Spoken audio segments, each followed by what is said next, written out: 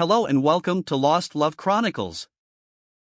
Dear listeners, before we get started, drop a quick hi in the comments and let us know where you're tuning in from. Also, if you have any suggestions for us to make the channel better, please let us know. Now let's start with the story. My wife cheated on me with my best friend and ended up pregnant, so I destroyed them both without mercy. There was a time when I believed my life was something others might envy.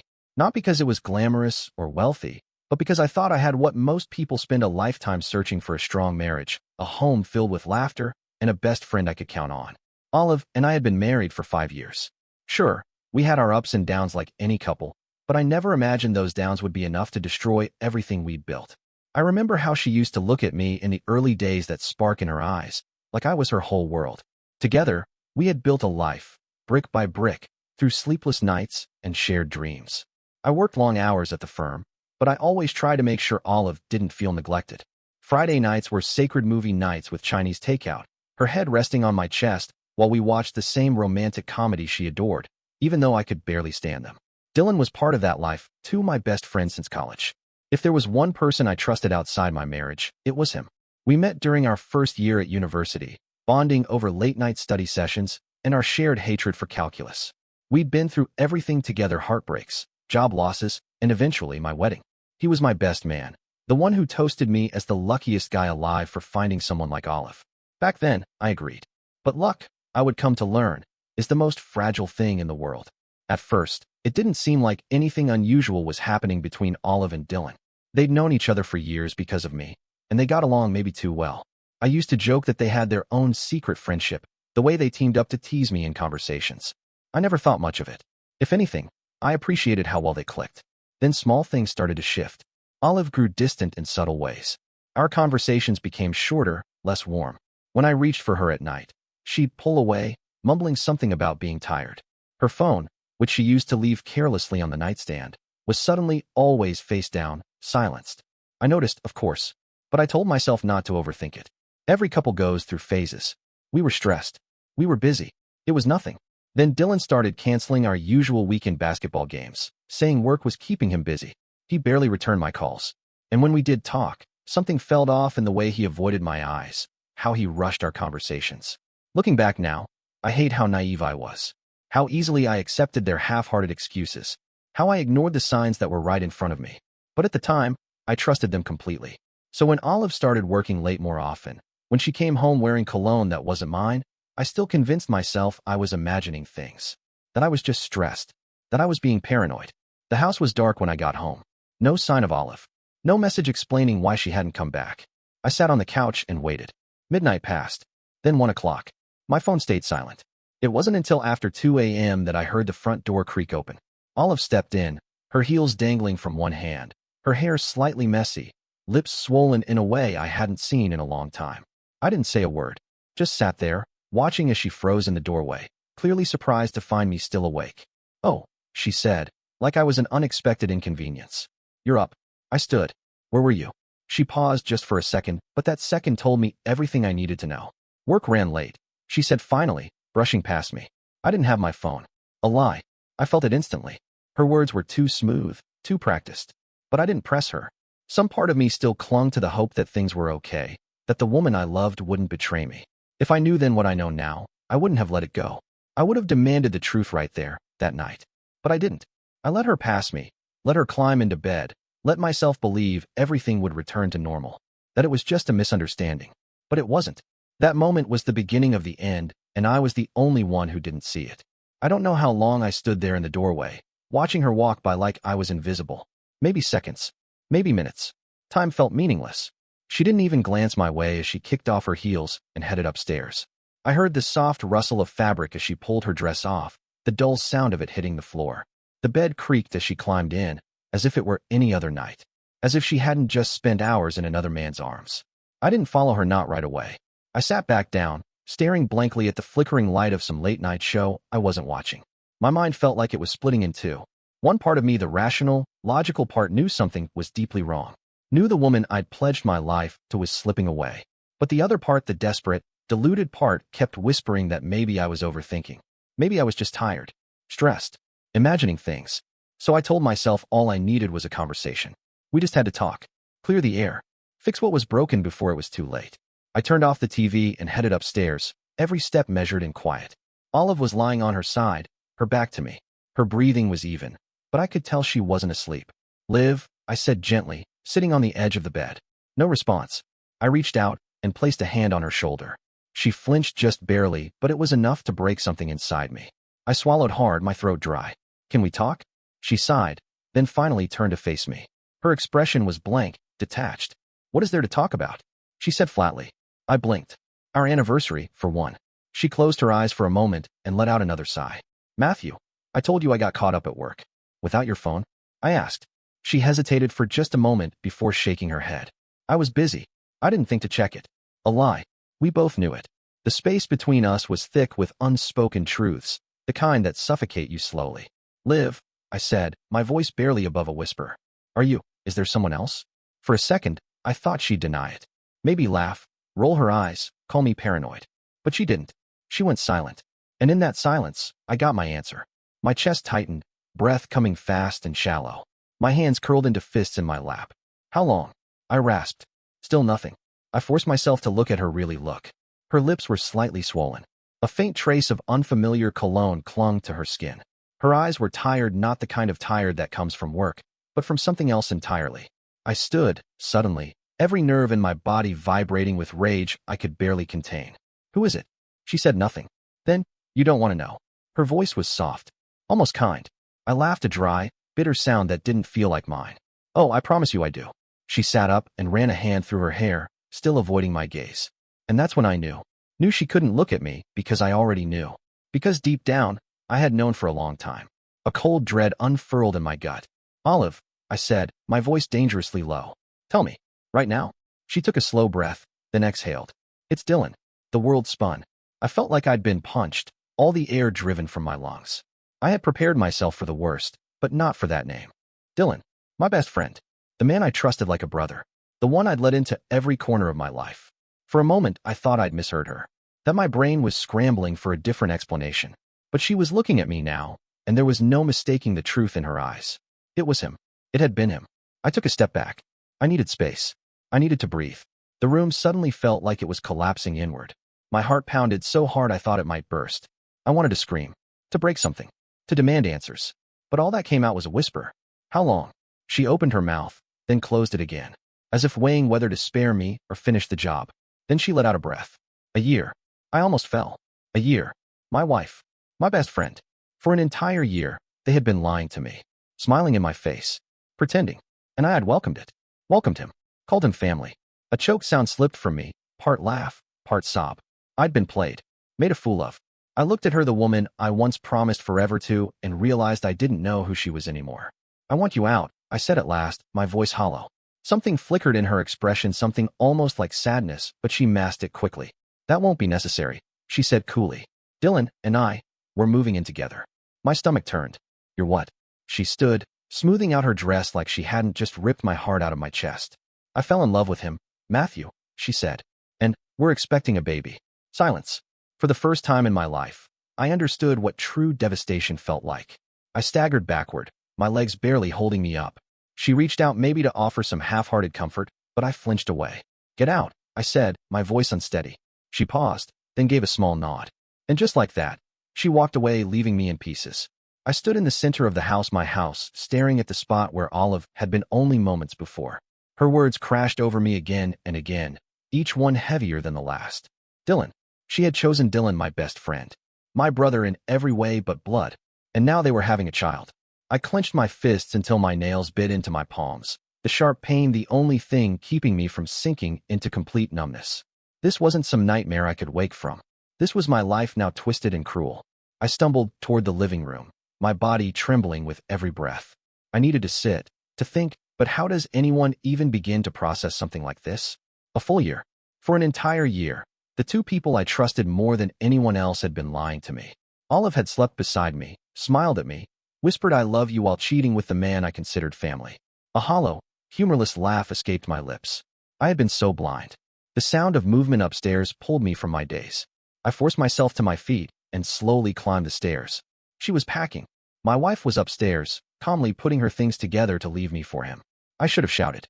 Should have demanded answers, thrown her out myself. But I didn't.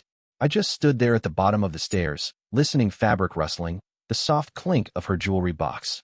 It felt like something out of a dream, something not quite real.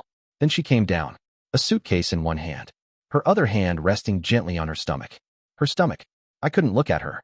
She paused, as though deciding whether or not to speak. Finally, with a quiet sigh, she said, "You'll be okay, Matthew." A bitter laugh escaped me. "Oh, will I? Thanks for the reassurance, Olive. That really helps." She winced. For a second, guilt flashed across her face, but it disappeared just as quickly. "Dylan will come by for the rest of my things later," she said softly. Of course he would. That coward didn't even have the nerve to face me. Probably scared I'd knock his teeth out, and I should've. Instead, I just nodded stiffly. "Fine." She looked at me one last time, her eyes filled with something I couldn't quite name. Then, without another word, she turned and walked out the door. And just like that, my marriage was over. I stood there, frozen, listening to the sound of her car engine starting. It wasn't until I heard her drive away that the dam finally broke. I collapsed onto the couch, my chest tight, the weight of everything hitting me all at once. My breaths came in short, ragged gasps. I had lost everything. I don't know how long I sat there, staring blankly at the wall, minutes, maybe hours. My mind was a void. Then my phone buzzed. I snatched it up, a flicker of hope rising in my chest. Maybe it was Olive, calling to say it had all been a horrible mistake. But it wasn't her. It was Dylan. I stared at his name flashing on the screen, my pulse pounding, my hand trembling as I pressed answer. For a moment, neither of us spoke. Then he let out a sigh. "Matthew, man. I'm sorry." I hung up. I couldn't listen to him, not after what he'd done. I wanted to scream, to smash something, to drive to wherever they were, and make him feel even a fraction of the pain I was drowning in. But what was the point? She was gone. Dylan had won. And I was nothing more than a broken man sitting alone in an empty house. The days that followed blurred together. I didn't go to work. I didn't return calls. I barely ate. News of Olive's affair spread quickly through our circle. Some people reached out, offering condolences like I was the victim of some tragedy. Others, people I once considered friends, acted indifferent. One of Olive's friends even had the nerve to text me. "You should be happy for them. These things happen. Maybe you and Olive just weren't meant to be." I stared at the message, my blood boiling. Happy? Happy that my wife had discarded me like trash? That my best friend had stolen her right out from under me? I deleted the message and blocked the number. It didn't matter. Nothing did. Until there was a knock at the door. Expecting another awkward visit from a concerned coworker, I opened it only to find Stella standing there. Dylan's ex. Her arms were crossed, and the look on her face was somewhere between a smirk and a challenge. "Hey, Matthew," she said, tilting her head. "Looks like we're in the same boat." "Huh?" I blinked at her, still in a fog. "Stella?" She let out a dry, humorless laugh. "Surprised to see me? I figured we should talk. You know about the two people who screwed us over." Wordlessly, I stepped aside and let her in. I had no idea then that this conversation would change everything. Stella walked into the house, my house. The one Olive and I had built together. The one where we'd shared years of memories, now reduced to a hollow shell. Her eyes swept across the room, taking in the half-empty wine bottle on the coffee table, the unopened takeout containers, the general chaos I hadn't had the energy to clean. "Well, you look like hell," she said flatly, tossing her purse onto the couch. I gave a tired laugh, rubbing my temples.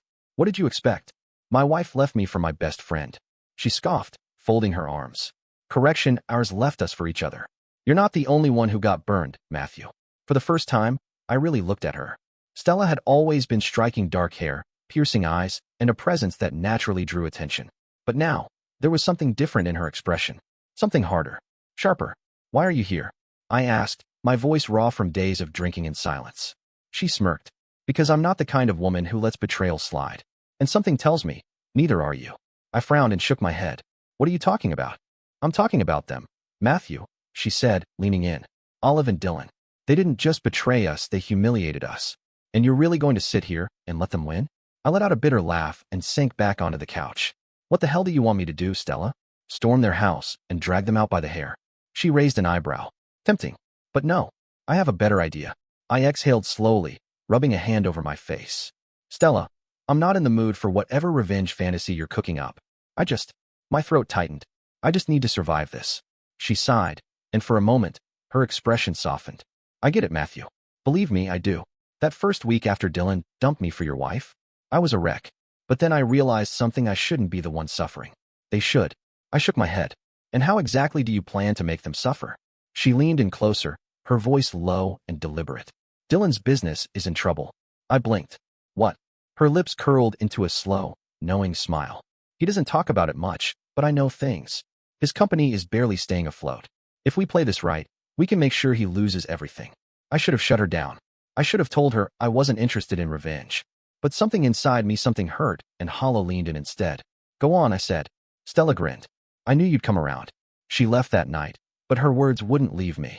I tried to return to some version of normal, to pick up the pieces, to pretend I could move on, but that life was gone. Normal didn't exist anymore. The following weeks blurred into a haze of anger, alcohol, and sleepless nights. I ignored work, dodged messages from the few friends still trying to reach me, and barely touched food.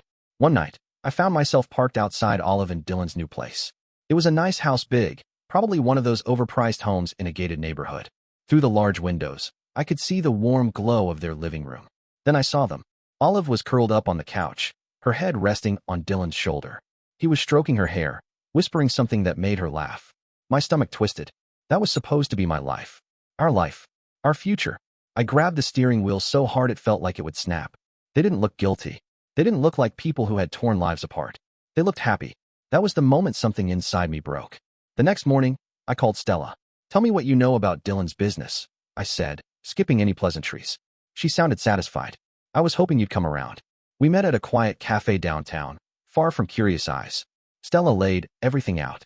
Dylan's company was hemorrhaging money. Investors were pulling out. His biggest clients were losing confidence.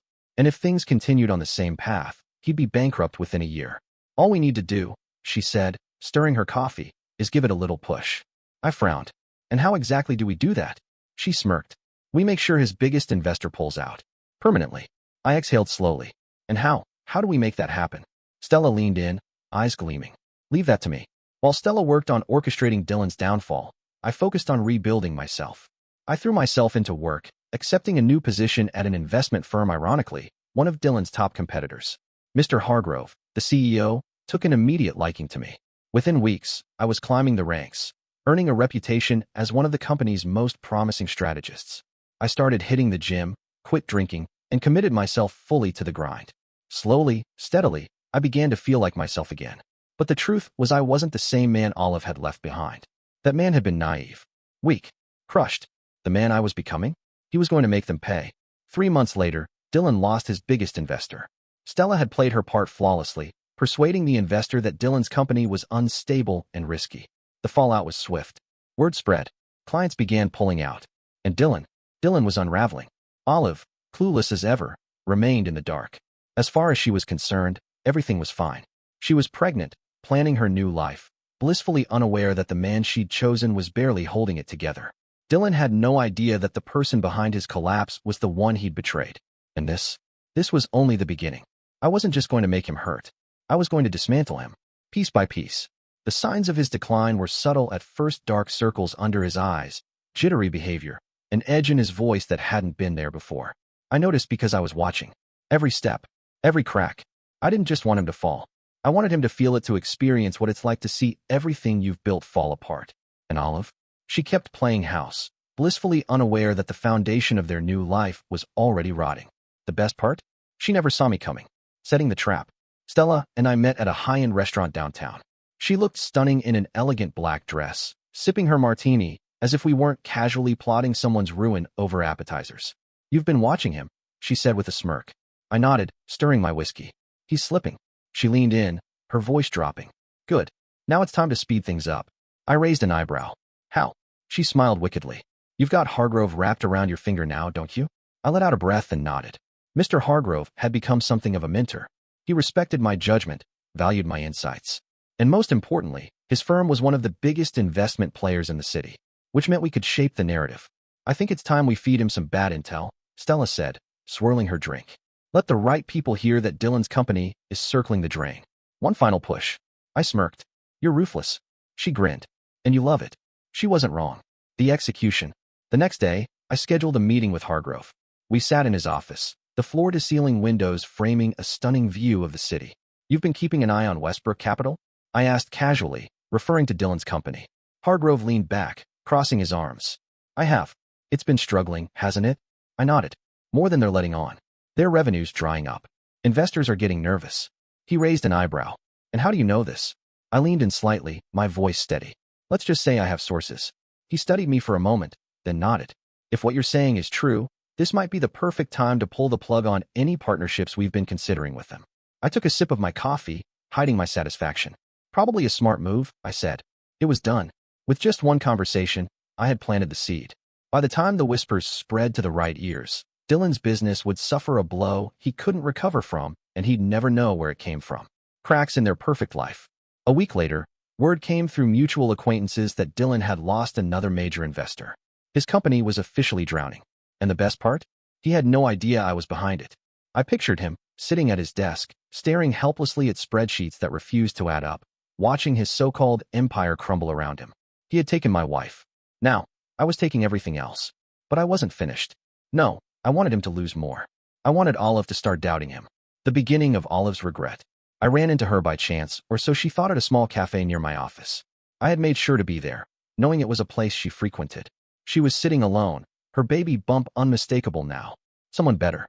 I sharpened my mind just as much as my body. Work became my battlefield. I put in longer hours, took on bigger projects, and within months, my reputation at Hardrose's firm soared. Clients requested me by name. Executives nodded approvingly when I walked into the room. I wasn't just surviving, I was thriving. And the best part? They had no idea. While I climbed to the top, Dylan was sinking. Stella kept me updated every few days. I'd get a text or a casual remark over coffee.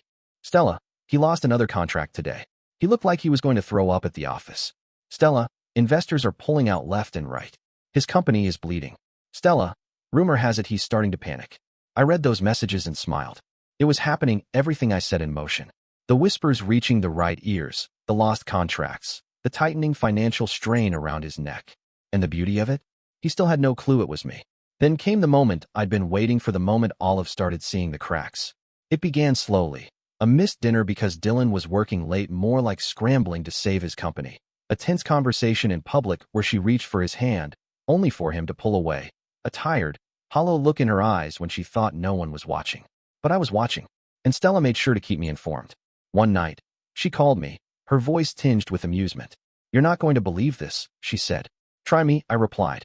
She let out a chuckle. I ran into Olive today. That definitely caught my attention. It was outside the doctor's office. She was alone, no sign of Dylan. My grip on the phone tightened. "Pregnancy checkup, I'm guessing?" I could almost hear the smirk in Stella's voice. She looked miserable, Matthew. Like she was finally starting to realize she'd traded gold for garbage. I exhaled slowly, leaning back in my chair. "Good," I said. Stella laughed. "I wish you could have seen her face when I told her I have a new boyfriend." That made me pause. "You did what?" She giggled. "I may have hinted that my life is so much better now, that my new guy treats me like a queen." I let out a short laugh, shaking my head. "You're evil, and you love it." I didn't deny it, because she was right. While Olive and Dylan had spent the last year playing house, I'd been busy building, plotting, becoming untouchable. And now it was time for the next step in my plan, the mall encounter. I hadn't seen Olive in months, not since that night at the lounge when I made sure she saw just how well I was doing without her.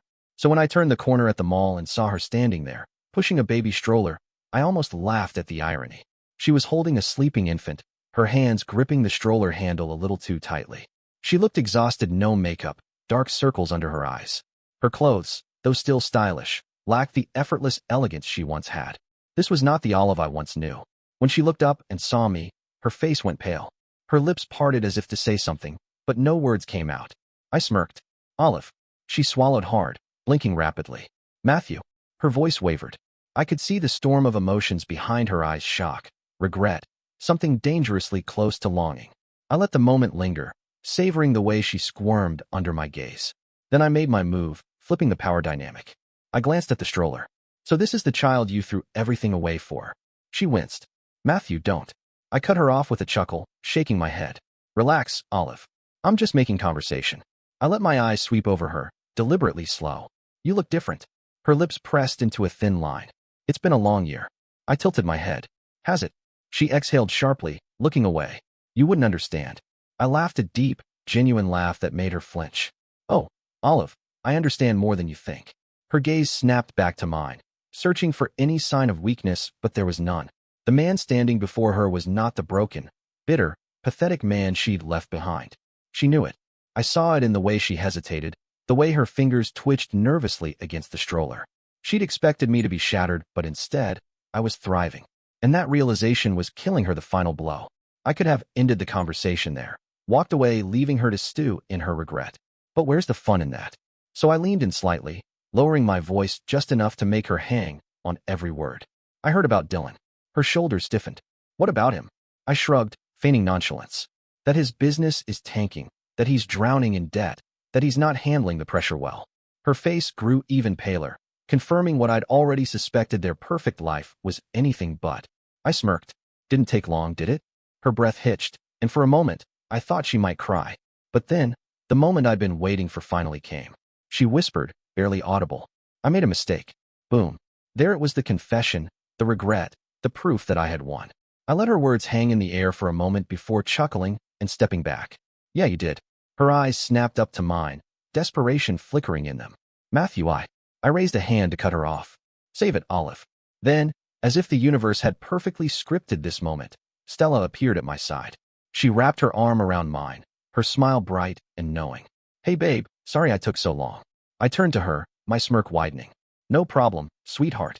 Then I kissed her, a slow, deliberate kiss, just long enough for Olive to see. When I pulled away, Olive looked as if she'd been slapped. Her mouth opened, then closed.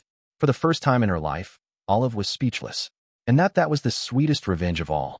I took Stella's hand, nodded at Olive, and without another word, walked away, leaving her standing there drowning in her own regret, exactly where she belonged. I walked away from Olive with Stella by my side, feeling lighter than I had in over a year. For the first time, I wasn't the one left standing in the wreckage. No, this time it was Olive who looked like she'd been sucker punched. And damn, it felt good. But I wasn't finished yet. The next phase of my plan was about to begin, and it was going to be even better. The aftermath of our encounter. I could feel Olive's eyes on my back as I left the mall with Stella. She was stunned, hurt, jealous, and I wanted her to sit in that feeling. I didn't need her back. I didn't want her back. But I wanted her to want me back. To crave the life she had thrown away. To realize she'd lost the best thing that ever happened to her. Stella must have sensed it too, because, as soon as we stepped into the parking lot, she let out a satisfied laugh. Well, she mused, leaning against my car, that was fun. I smirked, unlocking the doors. Did you see her face? Stella grinned. She looked like she wanted to crawl into a hole. I nodded, feeling an odd sense of vindication. Olive had made her choice, and now she was realizing it was the wrong one. Olive reached out. I knew it wouldn't take long. That's the thing about people like Olive, they always come crawling back, but only when it's too late. Sure enough, 2 days later, I got a text from an unknown number. I already knew who it was before I even opened it. Olive, can we talk? I stared at the screen, my smirk widening. She had no idea she was playing right into my hands. I didn't respond immediately, I let her stew in it. An hour later, another message popped up. Olive, please, Matthew. It's important. Oh, now it was important. Where was this urgency when she was shoving me out of my own house? When she was choosing Dylan over me? I took a sip of my whiskey, debating whether to ignore her completely. Then a better idea struck me. I replied, meet me at the Grandview Cafe at 6 p.m. No questions. No explanations. I knew she'd come because she had to. The meeting that changed everything. At 5:55 p.m., I was already seated in a corner booth, casually scrolling through my phone. At 6:02 p.m., Olive walked in. She looked nervous. Her eyes scanned the cafe until they settled on me. When she finally met my gaze, I saw regret, longing, desperation. I gestured to the seat across from me, keeping my expression calm. Have a seat. She hesitated, but then obeyed. For a moment, neither of us spoke. She just stared at me, as if still trying to process how much I had changed. Finally, she broke the silence. You look good, she said softly. I smirked. I know. She flinched slightly, but I didn't care. I wasn't here to comfort her, I was here to watch her crumble. She swallowed and tucked a strand of hair behind her ear. Matthew, I raised my hand, cutting her off. Why am I here, Olive? She exhaled slowly. I needed to see you. I leaned back, feigning boredom. Why? She hesitated, then finally spoke the words I'd been waiting for. I made a mistake. I almost laughed. Instead, I just tilted my head, pretending to be intrigued. Her eyes searched mine, as if looking for some trace of the man who once loved her.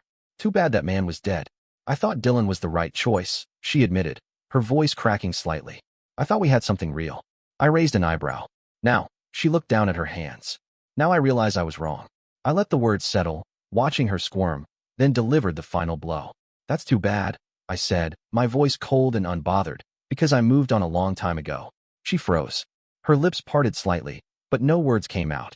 She'd expected me to welcome her back with open arms, to forgive, to give her another chance. But I wasn't that man anymore. And now, she had to live with her choice. I stood up, tossing a few bills onto the table. "Take care, Olive," I said, turning to leave. As I walked away, I didn't look back because I had won. And Olive? She was nothing more than a painful lesson I'd never repeat. Walking out of that cafe, I felt weightless for the first time in over a year. I wasn't haunted by Olive's betrayal. I wasn't drowning in anger, heartbreak, or the endless cycle of what-ifs. No, I had just watched her break, watched her finally understand the cost of her choices. And the best part? I felt nothing. No sadness, no pain, not even a flicker of nostalgia. Because Olive wasn't my problem anymore. But Dylan? Dylan was about to become one. Dylan's world starts to crumble. A few days after my meeting with Olive, Stella called me the moment I picked up. She was laughing.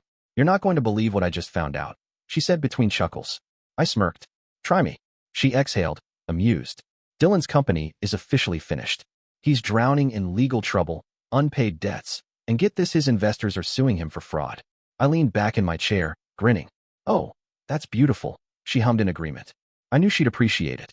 I did, because while Olive was drowning in regret over her choices, Dylan was paying for his sins in full. And the best part? He had no idea I was the one who'd orchestrated every single step of his downfall. But he was about to find out. Then came the desperate phone call, 2 days later. My phone buzzed in the middle of the night. I frowned, glancing at the screen. Dylan. I let it ring once, twice, 3 times, then, purely for amusement, I answered. "Hello," I said lazily, suppressing a yawn. Silence. Then his voice came through, shaky, exhausted, defeated. "Matthew," he choked, I need help." I bit back a laugh. "Help? Help after everything you've done?" I leaned back against my pillow, smirking. "Oh yeah? And what exactly do you need help with, buddy?" He let out a shaky breath. "It's my company. I don't know what happened, but..." "Oh, you don't?" I cut in smoothly, feigning surprise. "Wow, that must be tough."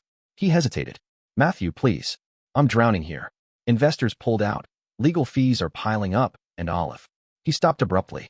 As I leaned back and watched Dylan's empire crumble, I realized something. Revenge wasn't just sweet, it was addictive. Every time I heard his name linked to failure, every time I caught whispers of bankruptcy, legal battles, and desperation, I felt a deep, satisfying sense of justice. And I wasn't done yet, not until he had nothing left. After that late-night call, Dylan vanished from the corporate world. Stella kept tabs on him, sending me updates every few days. "Stella, he's trying to negotiate with his creditors. It's not working. Investors are demanding a full audit. If they find what I think they will, it's game over." Then came the final nail in his coffin, a fraud investigation. Turns out, Dylan had been cooking the books for years, manipulating financial reports to make his company look more profitable than it really was. Once the authorities caught wind of it, it was over. His assets were frozen, his company officially shut down, and Dylan? He was broke. Completely and utterly broke, no savings, no backup plan, no way out. I had made sure of that. It wasn't long before Olive tried to reach out again. I saw her name flash on my screen like a ghost from a past life. I ignored the call. Then came the texts. "Olive. Matthew, please, can we talk?" "Olive. I know I don't deserve it, but I need to see you." "Olive. I made a mistake." I smirked at that last one, too little, too late. She had made her choice, and now she was living with the consequences. I let her messages sit unanswered while I moved forward with my new life, because I wasn't the same man she'd left behind. And she was nothing but a regret. I no longer cared about him. Just when I thought I'd heard the last from Dylan, he showed up at my office. I was sitting in my high-rise corner office overlooking the city when my secretary buzzed in. "Sir, there's a Dylan Westbrook here to see you." A slow smirk spread across my face. "Send him in." Moments later, the door opened, and there he was, Dylan Westbrook. The man who had once stolen my wife, my home, and my peace of mind. Now, he looked like a shadow of his former self. His suit was wrinkled, his face unshaven, and his once confident posture slumped in defeat. I let him stand there a moment, savoring the sight of his humiliation, then gestured to the chair across from me. "Have a seat." He hesitated before lowering himself into the chair, his hands trembling slightly. I folded my hands and tilted my head. "What do I owe the pleasure, Dylan?" He wouldn't meet my eyes. He opened his mouth, then closed it again, as if searching for the right words. Finally, he whispered, barely audible, "You're really not going to help me?" I smirked. "No, Dylan, I'm not." With one last look at the broken man before me, I rose and opened the door. "Get out." He hesitated for a moment, then slowly stood. Shoulders slumped, weighed down by his own betrayal, he walked out of my office. And just like that, Dylan Westbrook was nothing. And I finally free. Dear listeners, Please share your thoughts in the comments section below and don't forget to like, share, and subscribe.